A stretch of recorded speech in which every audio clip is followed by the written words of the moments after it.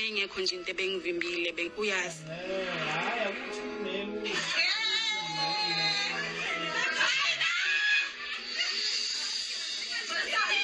njengoba ngila kulomcimbi ngimele abantu bakamseleku nje. I'm happy with Mangwabe Uthando to be here for me and to show me support.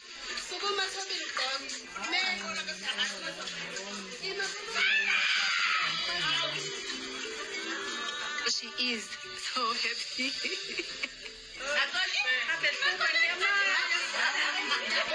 Ngiyaqala ukubona happy kaso ngiyacabanga ukuthi bese kufika usuku that she has been longing for quite a long time.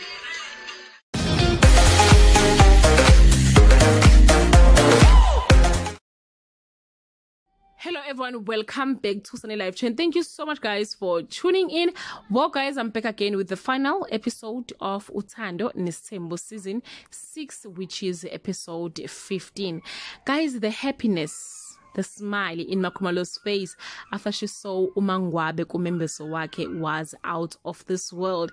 Even Mangwabe guys mentioned ukuthi hayibo ngiyaqala ukubona uThobile ejabule kangaka.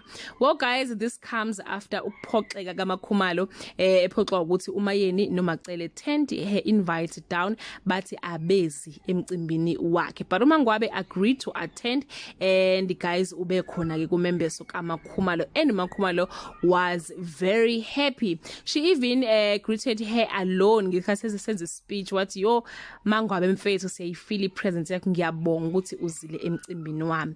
Well guys, akusimangazi lokho kakhulu because on the previous episodes uMangwabe or uMakhumalo did mention the kind of relationship she have with uMangwabe kusukela esafika kwaMseleku. So today guys uMangwabe just prove ukuthi uMakhumalo waye right ukuthi bane relationship ekahle right.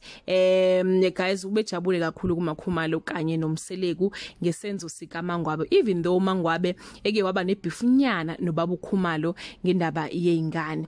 Guys yabona ke uMakhumalo, she's the woman that she think she is. Makhumalo is the woman that she thinks she is.